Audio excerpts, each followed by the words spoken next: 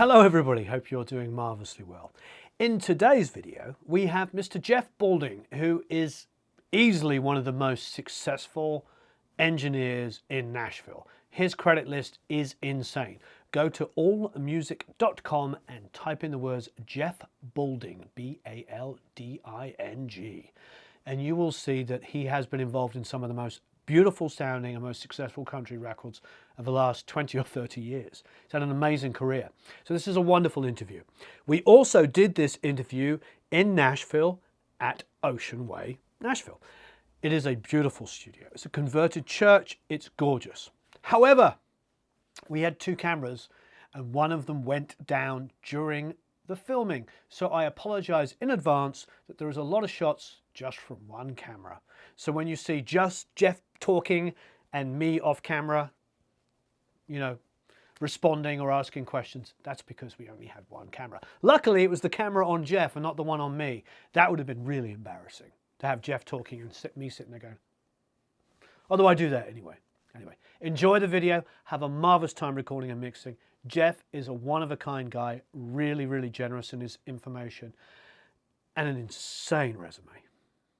Hello, everybody. Hope you're doing marvellously well. I'm sitting here with the rather wonderful Jeff Balding. How are you? I'm good, thank you. We did a panel yesterday at VK. We did. Vintage King for those that... We always call it VK, at least I do. Well, that'd be the proper way to do it. It's a proper way. It was fun because it was you with Kim Rosen, so yeah, mastering engineer, and then Ryan Huart, of course, yeah, and Reed Shippen. Yeah. Reed's a smart guy. I felt like he was like sitting next to me. I was like, I don't want to be sitting next to him. But it was a lot of insight. I got a lot of insight. That was great. Now, you came from Southern Illinois, is that correct? I grew up in Southern Illinois. What was the name of the town? Albion. Albion. Albion. It's close to Evansville, Indiana. Little farm town. 1,800 people. Oh, so I sort of know that area because I would work a lot in Bloomington, and we would go a little bit up into Illinois. And funny that all the people in Indiana and Bloomington all supported Chicago, and right. It's weird. They, like, oh, I'm a Cubs fan. I'm like, huh? Yeah, and in Southern Illinois, it was probably more Cardinals, St. Louis. Cardinals. Oh, yeah. Okay. Yeah. Uh-huh. See, I'm showing the fact that I know nothing about American sports, so I should probably stop now while I've got some kind of chance. So, I mean, what was your journey? How did you start off from this little town and get to be here in Studio A in Nashville? What got me into music was playing in a band. Yep. Learn to play guitar, you get in a band, and then I changed bands, went to a town close by, and joined that band, and a little tri-state band, played the area, and from there, really got a passion for music and wanting to be in the music industry, wanting to make records. I think in the beginning, I thought, I'd like to be a guitar player in the studio or something, And from there, started looking around for schools to go to, somewhere to pick up the trade, if you will, and ended up coming down to Belmont University. Oh, fantastic. Yeah, and Bob Malloy was with the program, who started the program at that time. And, my roommate was a senior when I came down, and he was instrumental in introducing me to the right people, right friends. And I met a lot of friends, probably a group of a dozen or so of us that I've continued to work with over the years through the industry, whether it's Dan Huff or Mark Wright or Doug Howard. I mean, so many people that's in the industry. So I feel like you're sort of in one of these unique positions where you are a full-time, busy engineer. Yeah, it's, thankfully, yes. I mean, I knew some of your credits, but I thought I'm going to research you properly. So I go on AllMusic, and you make a lot of big records every single year. Yeah. As an engineer, and obviously mixing as well, but that sort of career path is almost non-existent now. I mean, it's getting thinner and thinner in the industry. It's ever changing. Well, it says a lot about the quality of your work. Well, thank People you. keep rehiring you. Yeah, that's what you want. Now, when we were talking the other day, you said you started at Belmont. Did you stay in Nashville before you went to LA? I did. In fact, my senior year at Belmont, I'd done demos for a Christian band actually called Huart, and which was Dan Huff and Gary Lund, David Huff, Dan's brother, and a few other guys, and we'd done demos like at 2 a.m. in the morning. And when they got signed, the label that signed them had a recording studio, and a very famous producer now, Brown Bannister, was the engineer there. And he had just left to produce Amy. And so they were looking for an engineer, and they invited me to come on staff there. Amazing. So I dropped down to part-time my last year. I never ended up assisting or learning under anybody. So I was kind of thrown into the fire, and the staff producer was Keith Thomas, who is an incredible musician, producer, and songwriter. And so we kind of started out together, and bumped heads and learned our way along through it, And after about a year and a half, I dropped down into independent world. Still worked at that studio a lot, but I worked on a lot of Christian records during that time. Whether it's Stephen Curtis Chapman's first records, Rakua, Amy, Imperials back then, and BB and CC Winans, which was really the Heaven album was pretty significant for me, and that kind of hit it off in the R&B world in LA and stuff. And between that, and I did a session with the Restless Heart for Scott Hendricks at that time, but David Foster was overseeing for a movie. So I met him. When he'd come to town, I'd work with him. So I kind of started getting this LA connection. And via that, mid-'80s, I moved to LA. I was sort of spending half time there, half time here, and I thought, well, that was kind of the cool thing you wanted to do at that time. So I moved to LA and stayed out there till '91. That's pretty phenomenal. Where did you work when you were in LA? What were your chosen studios? What were your favorites? I'd work at Ocean Way. Bill Schnee had a room at that time. And I'd work there, several different places like that. Did you continue to do work on stuff with David? I did. I worked with him some out there. I worked with Robbie Buchanan, who's a great keyboard player, producer, and did a lot of R&B stuff too, just off the BB and CC project. That's fantastic. I have the privilege of doing just one session with David, and it was a lot of fun. Man, you know what?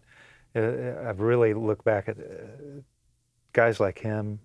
There's been others, George Massenburg, that's treated me with amazing respect when I was a kid and didn't deserve it, but they treated me like I was somebody. And that means a lot when you're starting really out. And I have a lot of respect for him for being that way, We were doing this session, I did this session with David, and he wanted a bass player, and so I called Sean Hurley, and Sean dropped the session that he was doing. I won't say who it was, I'll tell you off camera. It was pretty massive. The producer was working was like, this is a once-in-a-lifetime opportunity, go and work with David Foster. Yeah. So I think that says something about that. So the fact that he hired you is, again, pretty amazing. Well, I mean, he's amazing. Yeah. I mean, as a producer, as a musician. Yeah, really he said amazing. to me, I'd mic the piano before he arrived because I wanted everything to be ready to go. Yeah. So you understand. And so he arrived, he goes, I just want to put some piano down, is it ready? I was like, yeah, it's ready. So he goes out and he's like, I'm really rusty. I'm like, okay. Right. Your idea of rusty and my idea of rusty is quite different. Yeah. And I think, I will always respect a producer that actually is an incredibly talented musician as well. It really is inspiring. And it inspires all the musicians around him. Yeah. He charted the bass line he wanted.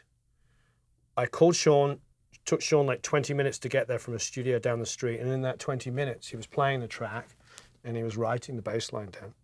So that when Sean arrived, he said, oh, you do read? And Sean's like, yeah. He's like, okay, good. Can you play that? Oh, yeah. Yeah, he's sharp. Same with vocal comps. We'd make 4 passes. He'd hand me the sheet at the end of it and go, there's the comp. Yeah. Phenomenal. Yeah. It's great to work with guys at that level. Yeah. And as a young engineer especially, it's like you learn so much. My first experience of seeing somebody work as an engineer was Bill Schnee. Oh. And the first record I actually did was a Keith Thomas instrumental record called Instrumental Appetite. And we cut it in our spare time out the studio. And Bill had heard it and wanted to mix it. So Keith said, why don't you come with me and, kind of look into the crystal ball of mixing with him. And so I did that, and quite amazing. I mean, he's phenomenal. Wonderful. Before automation or anything is like, you don't see that, Well, here we are, Ocean Way Studio A, which is enormous, and it's an old church. I believe Tate at the front desk said it was completed in 1903, Yeah. which by American standards, for the American, is pretty old. Yeah. It's got, I mean, it's beautiful to look at, all the stained glass windows. We can walk around the live room in a minute, but you've worked here a lot. I do a lot of tracking here. Of yeah. tracking it. So you must know this console pretty darn well. I do. And one of my favorite consoles. And what did we think it was? It's two 8058s or 8068s? I believe so. Put together, yeah, 240 channel ones. Oh, so 240 channels. So Is that what it is? Yeah. 80 inputs. So 40 would be 8078, wouldn't it? Yeah. Yeah, because 58 was 24, expandable to 28. 8068 was 32, and the 40 was the 8078. Wow. Yeah, and it's a great sounding one on top of it. Wonderful. So I see you have ATCs up. What do you usually monitor with? Well, you know, I use a variety, some different ones because I like to go between monitors and make sure a sound relates. I've got some old Tannoy SGM10s with Mastering Lab crossovers. I have Genelec 8051s, and these ATCs are nice as well to sort of bounce between. Right. Great collection. Okay, so you must be, are you still, this is a good question, maybe you're going to tell me I'm wrong. Are you still mainly tracking players together live in the room? Yeah, absolutely. That still happens, and it's great. And Okay, and good. I actually cherish those moments more than ever. You know, I've always been amazed sitting in a room with great musicians and the interaction that you get out of it. I believe in that firmly too. But when you get musicians, especially ones that are just at the top of the game, I mean, that's like I'd pay admission to sit and watch. You know, Yep. because it's that amazing. So having that respect for them, I cherish it. Yeah, every time we track. Fantastic. So you're splitting out. I mean, typically with drums, how many mics do you think you'll have on a kit on a regular? Okay, you promise you won't laugh? No. No. I actually, what's great in this room for me is the way I set it up. I have options because we'll run across. The thing is, these sessions move quick. You don't want to kill momentum. You know that. It's like, man, I don't want to be the guy that they go, oh, we're waiting on what? Yeah. You know? So I set it up where if we're doing a song that, you know, is more of an arena thing, I can open it up and I've got the rooms and everything. But if we want to pare it down and come in for something that's a nice, tight, in-your-face thing, I can do that too. Yep. So I set up options for everything. It's not that everything gets left on all the time. Yep. So we've got all the direct mics around the drums. There's a way I set the baffles up around the drums, and they've customized some baffles for me to help with the leakage in the cymbal mics that we can stack. And then I set up some close rooms, set up mid rooms, and I set up far rooms. Great. And each of them are very unique. And that's one of the unique things about this room is I feel like I can put mics in different spots, and it's a different sound. You put up that, and it's not like you got two of the same. Right. So everything has a purpose and is hopefully unique. And I experiment each time as well, trying to find new things. No, it's great. I work in rooms where I have two sets of stereo rooms, but I can see that this room is just that bit bigger. I mean, it's a big room, so I can imagine, yeah, it makes sense to have three sets. Yeah. Yeah. I mean, and how, we'll go in there in a second, but that seating looks like it's going to be high. Oh, it's great. Yeah, it gets up there. If you wanted to do a big rock album in this room, I'm sure there's been many that have been done. Oh, yeah, there have. Thunderous snare sounds. Oh, yeah. Yeah, you get a snare that sets off that room. It's really good. Marvelous. And now you said that you're tracking here and monitoring in the middle. Yeah, so we usually bring the mics in and monitor on this side of the console. We'll fill up, at least these 40 channels, and maybe a few down here with mics, and then we'll monitor within, 24, 32 channels. Beautiful. Absolutely beautiful. Typically on kicks and stuff. Well, first of all, are you using any external pre's, or do you find that everything You know need what? is... I've been through all sorts of seasons of doing different things. Uh-huh. I really like running everything through the same pre's and through the same console if it's worthy of it. Yep. There's a glue that you get that I feel like everything relates. These preamps are great. You can push them a little. They sit down, as you know, those old Neves, they just sound great, and they'll compress a little if you do them right. I usually align the multi-track at -16, the DAW. Yeah. So that lets me fill up the waveform, but push the preamp a little. Great. And then for vocals, I usually set the vocal channel at -14, because if I'm going through a tube compressor, I don't want to overdrive it, but I want my waveform full. Right. So I try to be respectful of the headroom on a tube piece of gear. Of all the guys I've spoken to, and I've spoken to a lot, I've never heard anybody do that. And Really? That's smart. It's the way to do it. I mean, Yeah. you really want to maximize not only how you push the preamp, but also how you push the input to the DAW, the IOs. Are you working like a lot of rock guys do, where we go to the Neve, keep going, and as soon as you hear audible distortion, click one down? I don't know Do you if drive that's, it that hard, or do you keep it much cleaner? some channels, yeah. Yeah. I mean, but usually I push it until I hear it go too far over what I want that instrument to do. Yeah. Right. And then leave it. Yeah. Yeah.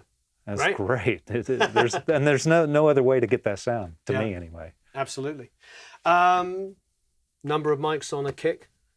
On a kick, usually an inside mic, which as of lately is not really an inside mic. It's right at the hole on the head. Oh, okay. And then I do 2 outside mics on the kick.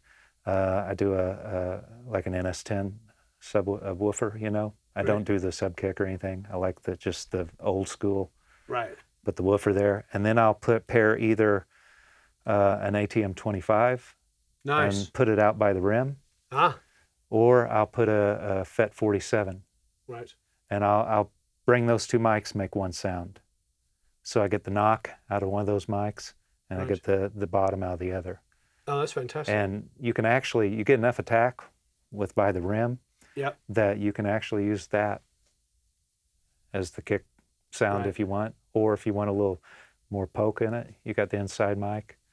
And I find it putting you know, and a D112 is probably what I'm using more lately. Right. Than anything. There's 3 or 4 that I'll go between, but that if you put it right at the head, and you're not only are you pretty much time aligned already, right. so you don't have to mess with that stuff and slide it, but it picks up still some resonance of the outside head that I like. I like that. There was a time, I'm sure you remember, in the 80s and early 90s, where we didn't want that ooh. Yeah. And now I love it. It's the best part of it. Yeah. It's like if I'm not getting a little sustain out of it, it's like uncomfortable. It's nice to use the ATM 45. 25. 25, sorry. That's the camera and a couple other guys that work with Terry Date do that, because apparently that's Terry's secret. And you know what? It's a great just inside kick mic as well. Right. It's a great tom mic. Yeah. Those original ATM 25s are wonderful. Yeah, and they're inexpensive but hard to find.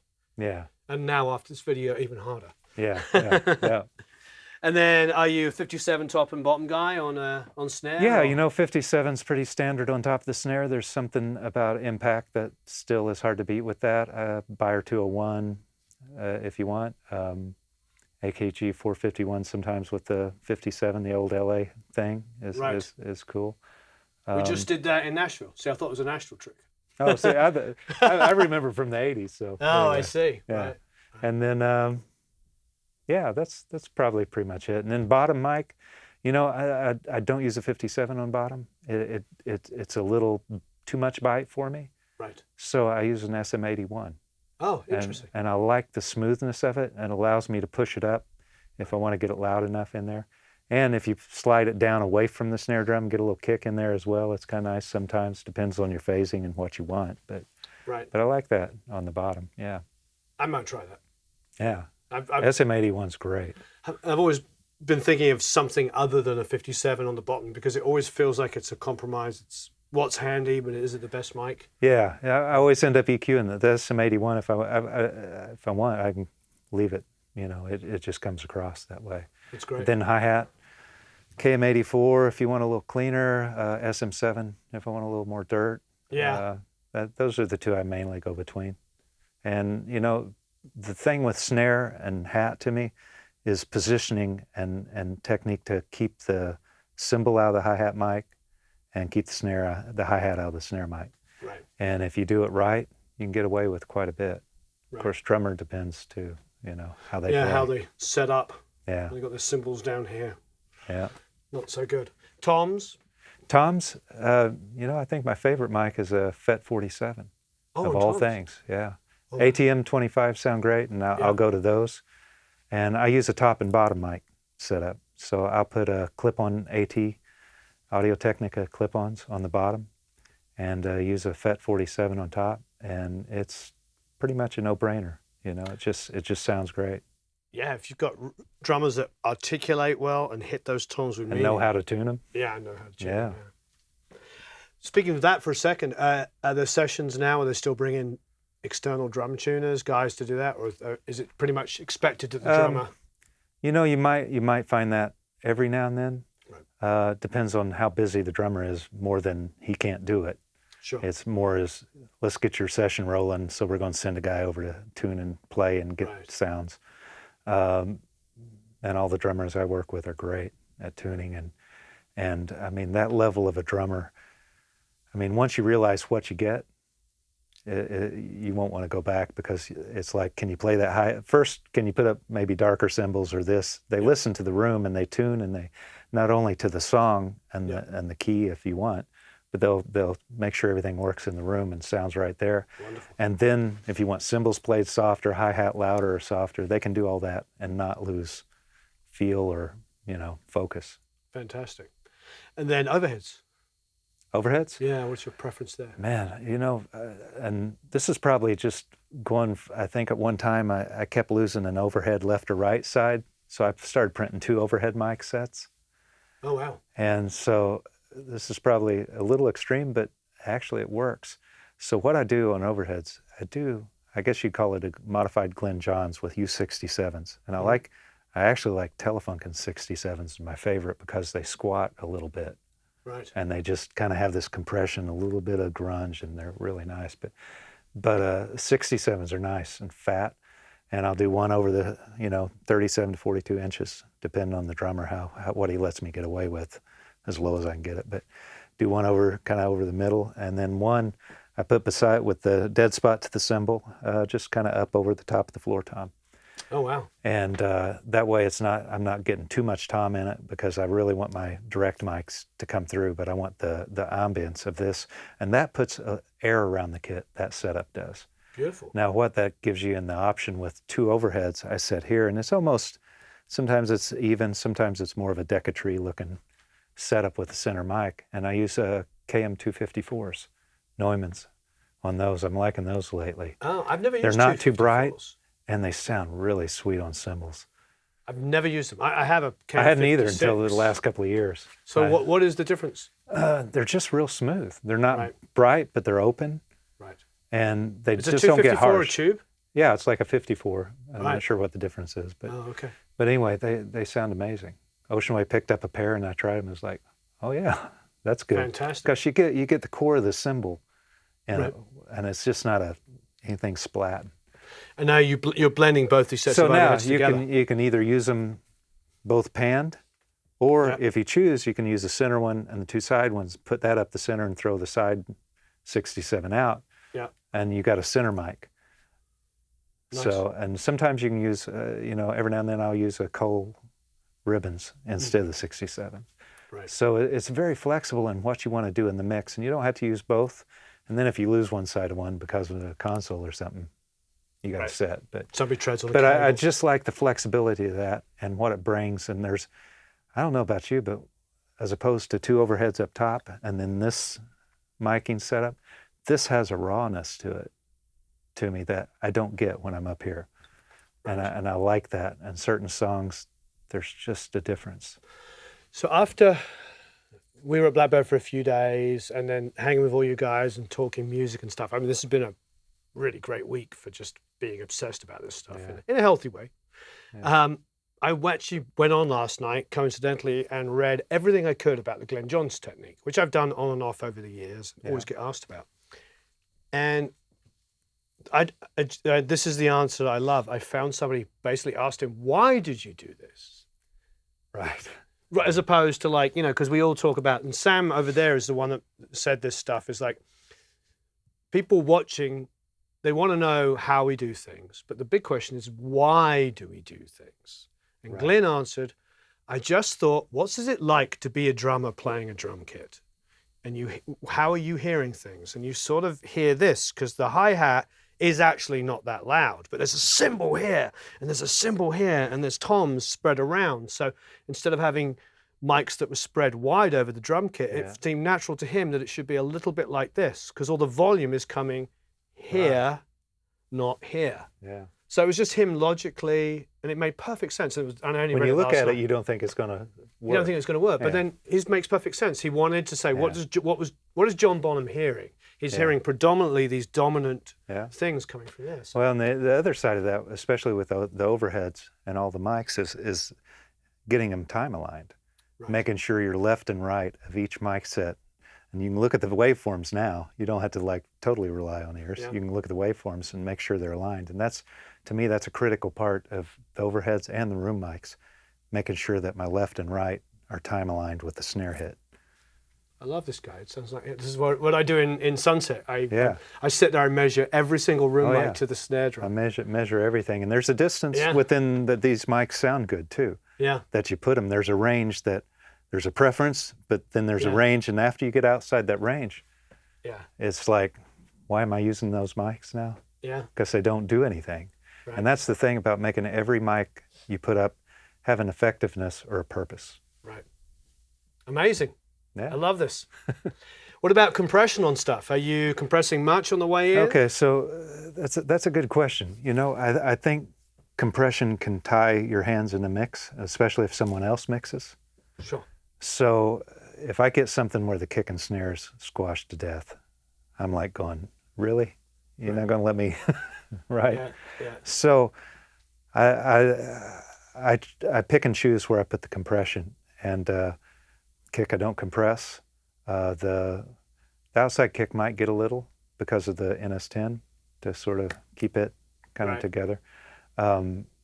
Snare, I do an additional parallel track. Mm-hmm. I'll come out of the bus and bring it through my compressor of choice is a distressor right now. Used to use 1176 blackface, but I kind of like the distressor right now. So use that. That way I can bring it up, because the key is putting down something that gives the mixer the options he needs and the sounds he needs to make it great. But at the same time, sort of your butt's on the line in the tracking session, because everybody, and the producer and the artist especially, they almost want to hear a finished product when they walk in. Sure. Right? And I think that's the job of the engineer, is to really sculpt and work and interface with everybody in the session so that everybody gets inspired, and you keep sculpting and moving until they're running a take they're going to keep. I'm changing and sculpting and bringing it into where, if I was mixing at that moment, that's where I'd have it. So continually working. So to do that, you have to have some compression. So I use the parallel track on the snare to help bring that about. The overheads, no. The mid-room mics, I compress because I want to give them a character that has a usefulness and take it to that point. And some of that compression comes from the preamps on those tracks. The far room is What as well. compressors are you using on the mid? So the mid-rooms is 33609 Neve. Nice. And there's something that between the limit and the compress combination that you can do. There's something that just makes that. In fact, I use the same setting all the time. Right. Because it's like you just dial it up and put the preamps there, and it's like, that's the sound. What more do you want, And then the far rooms, to do something different with them, I use the SPL transient designer. Oh, nice. And I just lengthen them. Right. So the tack stays the same, but and you'll see when we go out there how high the ceilings are. I use a Decatree with M50s for the far room up in the ceiling. And what that gives me is the ability to make the center mic more kick drum focused EQ-wise, and then the side mics, and I blend those together, and then I can lengthen it with this room to the point where it's really a reverb if you want to go that far. Right. And so that sets it apart from the mid-room mics, so that I have something totally different. Now, depending on the song, I might change that, but But that's the separation on that. It's interesting. We do breakdowns with mics in rooms quite a lot, and obviously we're not in this situation. But I realise that I've got more why from you than when I'm looking at mics. Strange. This is good. Well, I'm getting more like why you do this. Right. And Well, there's a reason. Yeah. I think if you just put a mic up and you go, okay, that's the room mic or that's the kick mic, and then you go, look at Instagram or something for the session. It's like Right. that's not really doing the job. You know? Yeah. So before we go in the live room, Yeah. in LA, I move pretty fast. In Nashville, it's lightning speed. I mean, you guys move fast here. Everybody I know that tracks here is like, they want to walk in, things are set up, ready to go, and time is money. Well, I think it is. I mean, and I think more to that point is a lot of the records I work on move at what I'd call a slower pace for Nashville. I mean, Florida Georgia Line we've been cutting about a song a session. And how long's the session? 3 hours. So within that, That's the slow pace. That's the the song slow in pace. 3 hours. I mean, I've done it. Mutt's probably letting Shania Twain like come on over is probably the slowest pace. That was a song a day. Really? Even Yeah. with Mutt? Yeah, A that was day? a song a day. And I mean, the musicians are so great that they walk in and they're ready to go. And so, the pace isn't that you're pushing and trying to just have a blinding speed at things. It's really about not getting in the way of the talent of everybody in the room. Sure. And everybody works on that level. It can move quick. I mean, I think a relaxed pace is probably a song and a half a session. So 6 hours to 3 songs, a couple hours a song. Wow. And that allows you to really kind of tweak it out and, at the same time, sculpt the sound, which I believe in that big time. So. Absolutely. Great. All right, let's go check out this live room. So when we're setting up for tracks, we usually, I'll put acoustic guitar in the booth in there. Oh, wow. Works really well. It's bigger than my drum room. And there's a nice My line house. of sight. Wow, look at that. It's gorgeous. It's dead, but it's got a high ceiling as well, so you Yeah. could probably get a great drum sound here if you So, want. yeah. And then if you have a scratch vocal, this is not a bad place to put a scratch vocal. Trying to keep everything isolated.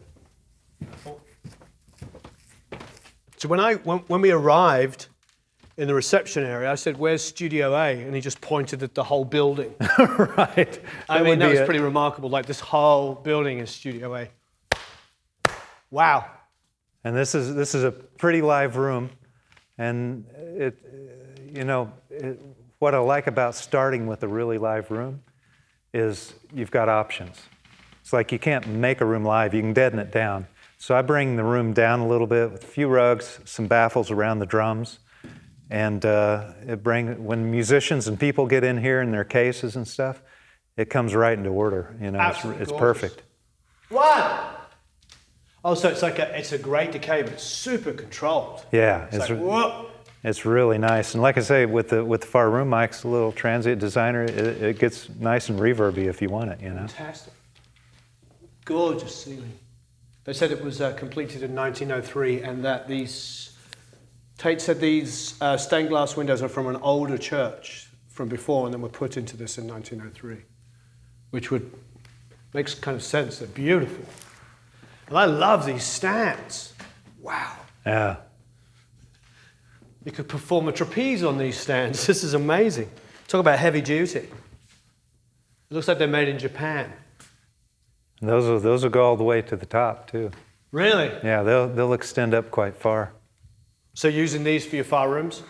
If I use 2 room mics, I do. But if I use a Decatree, there's a large stand somewhere that will just hold the whole Decatree bar, Wow. and it'll go up almost to the ceiling. Amazing. This is absolutely beautiful. This is totally Yeah. gorgeous. So usually set the drums here. Oh, really? So Yeah, here. set them over right in here. And then we'll spread the musicians, keyboards, bass, guitar players. So everybody's got line of sight. Put the amps in the booths back here. And if there's a third, instrumentalist, Yep. whether it be steel or whatever, if you're doing country, or a bass amp, you put it in there, lock in there.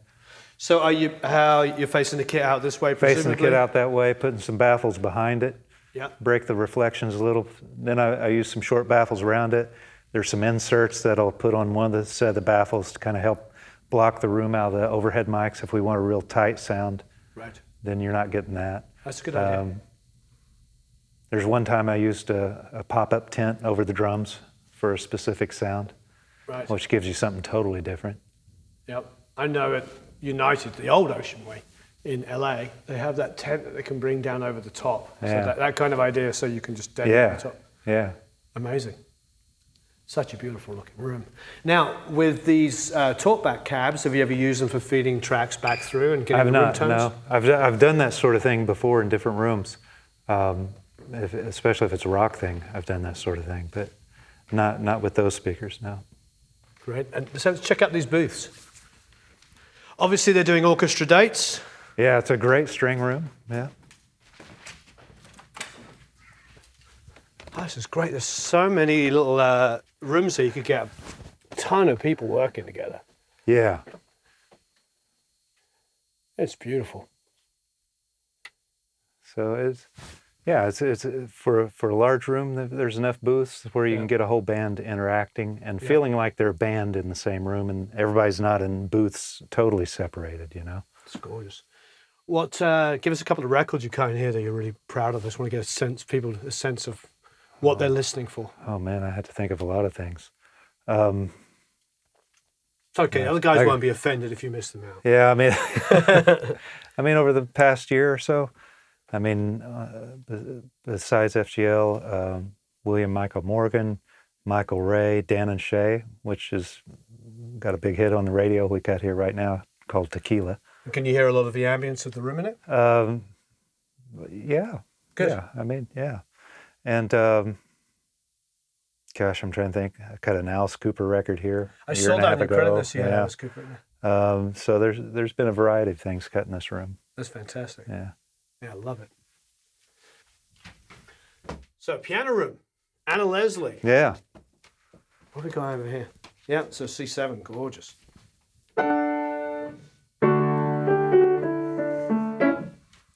Lovely. What? Oh. What is your piano mic? Heavy duty stands so they don't move in the middle of a take. Which is very, very, very important. That's so important. I really want assistance. You know, it's like when they put up a stand, even on the drum kit. Yeah. The worst thing you do is walk in and you have a stand on the snare, underneath the snare that droops, or the kick. Yeah. It's like, boy, the stand maintenance is huge. But yeah, so you want something that really doesn't move on the piano.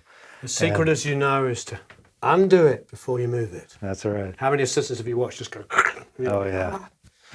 But no, on piano, depending on what you're going for, probably the more general mic on the piano for me is U67s. Gorgeous. I like what they do with the piano and what they bring across. If you want something pristine, some B&Ks are nice. Right. If you want something a little more funky and dark, Coles are really beautiful on piano. I've never tried Coles on piano. I should. They're great, and especially if you kind of catch them over in the middle here. They're really you can find a spot and they're really sweet, and they even sound kind of open, which is cool. And another mic that's good that I haven't used in a while is AEA R88, the stereo rhythm. I do like AEA. Yeah, it's beautiful on the piano. Wes make great stuff. It really does. And are you going pretty spaced, almost like we're seeing here? No, I actually come up top, and lately I've been liking over the emblem, kind of, a little split over that. So you split mics going away from each other, like an X-way? Yeah, a little bit like that, just kind of. Oh, wow. Yeah. I've never tried that. I'm going to try. Yeah. So you have like 267s maybe doing that? Yeah, maybe, whatever, a little bit apart like that. Oh, okay. Yeah. Nice. Have you tried them in Omni, or do you keep them? I keep those cardioed right now. In cardioed? Yeah, but Omni is a nice trick. The mid rooms I was talking about out there, I run in Omni. Oh, fantastic. And when I do strings, I run mics in Omni. It's about the leakage. Yeah. And I think people think that a direct mic, they want a direct sound, but really with something like a string section, you really want, the leakage is part of the sound. Right. Yeah. And as long as you got some control to pull something that is closer to up or down, it's still about the room and everything sort of melding together. And again, on the piano, phasing is so important, you know, not just absolute phase, but just phasing between the mics. Amazing. And that's sometimes when I spread them out like that, low end, high end, it's like I don't feel like I'm sitting in the sound.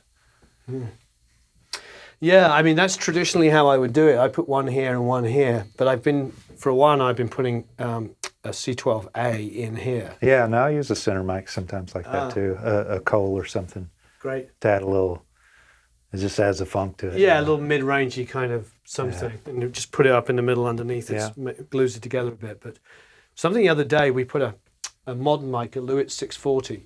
It sees both sides of the capsule at the same time. Right. And it was really strange because we had 87, 87, and we stuck that in the middle, and it was very, very clean and clinical and perfectly in phase because it's one capsule. Right. But then to be able to like go between even an 87, I don't know about you, but I grew up thinking an 87 was like hi-fi. Right. You know, because you had the 67 had the tube and it added the color, and the 87 was like the same mic but super hi-fi. Right. And when you got to compare it against something that really is hi-fi, you're like, wow, there's so much coloration, good coloration, good glue and everything that comes even from an 87. Yeah. To be honest, that was kind of an aha moment that maybe you've realized for years, but only just struck me the other day. Well, and I think with those mics, and especially Neumann mics, they have that core, the character of that core sound in them, and that's what really attracts me. I used to think that some of that was ugly, but then you go, oh wait, no, that's the cool part of it. Yeah, you know? I think that's sort of the world we're in now, isn't it? Where we ran running really fast towards digital, trying to embrace it and realizing all the advantages of multiple tracks and the editing and stuff. And we've run to it, and now we're there, and we're like, oh, but we liked all of the wrongness and the bleed and the distortion and the extra warmth, the low end that was added by these things. Yeah. And now we're trying to figure out how digitally to emulate all of the stuff that we used to have in analog.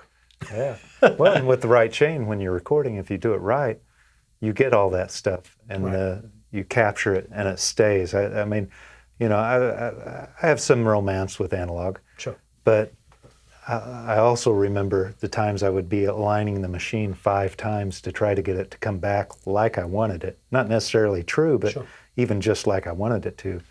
And holding down back the tracking session, going, no, it's got to be right, you know? I did a panel with Tim Palmer at Sapphire Southwest maybe 10 years ago, and we got into the romance of analog. And I was like, oh, you know, I still have a tape machine. And I was like, oh yeah, occasionally I'll use my tape machine. And we get to Tim, and Tim's like, I hated analog. He goes, I used to have to, we just play it back, and it just sounded like a dark version of what I just recorded. So on my monitoring section, I'm like boosting 10K on everything, just to make it sound like the guitar sound I was recording. Yeah. So I think this has been coming up a lot this week with talking to all of us, all different engineers like you and Ryan and Reed, is the sound was not what it was so much about. It was about the forcing's the wrong word, but musicians coming back and hearing something and not relying on you to fix it, but going, oh, I need to lay back on this take, or I need to like punch into the chorus a bit more. And it creates better music. Yeah. Rather than going, you can just fix it. Yeah. I think that's actually what tape was best at doing, was making us listen more. Yeah, change the environment. Absolutely. Great. I'd like to ask you a little bit about some of the gear in the racks over there. Oh, Any favorites or anything like that? So, there's a lot of outboard here. And a lot of the choice things, you were talking about distressors. Yeah. I can see somebody's written trash against it, which is pretty funny because on Nuke, I bet it's on Nuke, isn't it? Yeah, it's on Nuke, we've all done that. See some 165s. There's some cool stuff. Is there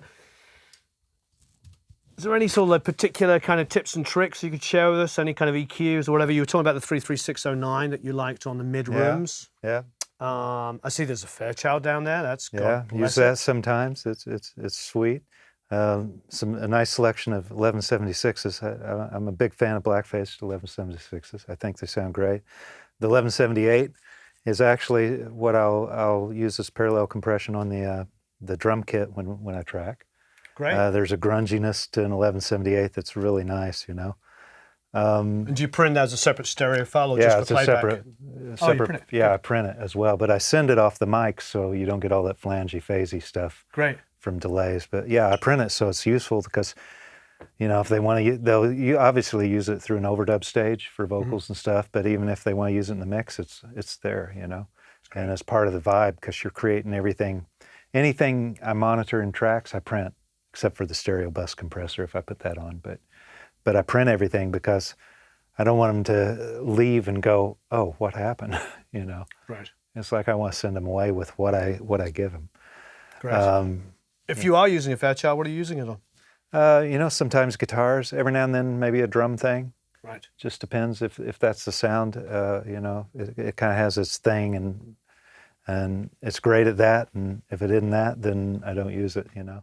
Any other choice pieces here that you're always going to? You know, API, the 550 is great. For whatever reason, a 550 is a great EQ for the bass. Mm. You know, to me, it has a nice. You can add it'll add a nice growl if you're looking for that. Other than that, Pultecs are obviously Wonderful. Yeah. you know nothing to complain about. I'll use those on drums sometimes. On a kick for a bit of 60 or? Yeah, kick or snare. Yeah, Great. and I like the MEQ5s. You know, they're great. The CL1Bs is a nice vocal compressor. Beautiful. You know, kind of nice hi-fi vocal compressor. And what is your vocal chain? If you're cutting vocals here, what's your preferred? You know, it depends. It'll go. It depends on the artist and the sound we're going for. Preamp-wise, it'll either be a Martech for something clean, or a Neve 1073, Great. which is just kind of like a go-to desert island thing. For a compressor, I really like the Retro 176 a lot. Wonderful, yeah. You know, it's a great compressor, and it's great on vocals or bass or whatever. It really is a great compressor. And if I want something a little more pristine, the CL1B, that's, you know, the Martech and the CL1B and a Neumann 269 was the vocal chain for many years for a lot of country stuff. You know, I used it on tons of records. And it's one of those chains that you can go to and go, okay, that works. Great. You know, but and a 67 or a 269 is probably the mic that wins a lot. I've got a couple of, you know, customized mics that are nice. You know, there's and in fact, Dan and Shay used one of them. Shannon Rhodes built a Martech CV3, I think it is, and it's one of the more lower end mics, but he modified that, and that's what Dan and Shay uses on their vocals. Fantastic. And it's a wonderful sounding mic. And then you know, sometimes I'll bring some of my gear in. They've got a nice selection, but one of the things that I don't find in town a lot is a TSL3, you know, limiter, which is just works great. I like it actually on the overheads of 67s. Just a little bump, and it kind of, I don't know, it does something to blend it in. I've got a pair of EMI, the RS-124s. Gorgeous. And those are great. I like the grunge they bring, you know, and stuff. Where are you using those? Either bass or drums. Oh, wow. Where And on even the drums? acoustic guitar. They sound great on acoustic guitar if you really want to do something interesting to an acoustic. I think it's important for, I mean, probably a lot of people know the Chandler stuff, but that's an Altec. Yeah. I mean, it's a modified Altec. Yeah, they're really cool. Yeah. I like them a lot. They've got a lot of grunge to them. Yeah. You lay into them. Because I think we hear the word EMI, so we think super hi-fi, EMI, you know, Abbey Road, we think of all that kind of stuff. Right. But ultimately they were using sort of mid-price to low-end. They weren't that expensive Altec stuff, you know. They were in PAs and radio and stuff, but yeah, they had a lot of grunge. Yeah, it's good. Yeah, wonderful. And then anything else in here? Other than the transient designer I mentioned earlier on the far rooms, I like that. Yep. There's a custom sort of mic pre down there that emulates the SSL talkback mic compressor and limiter. The Crush Box mic pre. Yeah, and that's kind of nice. And I actually, one of the other tricks I use here is they have little talkback mics on the headphone boxes, and it's got sort of that type of circuit in it. Right. And anytime somebody hit the talkback and you'd hear the drums playing, it was like that's the room mic I want to print. Yeah. So they put me an output on one of the boxes so I can plug into the box and Nice. capture that talkback mic. So that's one of the grunge mics I put down. That's really smart. I've done that where we have like a 414 in the middle of the room on Omni just to Right. generically print. And Yeah. I had that same aha moment where after printing it 100 times, I'm like, wait there, that sounds really good. Because I'll crush it so I can hear even the guy in the back talking. Yeah, and those accidents, like I can move mics around, put mics in, and try to get that sound. And it's like, but that sounds better. So it's like, let's just put an XLR on it, and you got it. And the other room mic, for something unique, if you want something funky, that's cool, is an NS10 woofer, maybe about 12 feet from the drums. Really? In the room, and a little 1176 Never laying heard of that into one. it. That's a new And one. you get a really interesting sound, That's a new one. you know. So anyway, there you go on that one. Ah. All right, fantastic. Well, thanks ever so much, Jeff. I really appreciate it. Yeah, absolutely. Thanks for Enjoyed it. giving us a tour of this beautiful room as well. Yeah, you're welcome. Yeah, and I love not just the explanation of what you use, but why you use them is pretty invaluable. Well, isn't that the key? It's like I don't necessarily want to know what somebody did. I want to know why they did it. I want the thought process, you know, and that's the whole key to it. Marvellous. Well, thanks ever so much. You're welcome. Thanks, everybody. Hope you enjoyed that. Please leave any questions and comments below and have a marvellous time recording and mixing.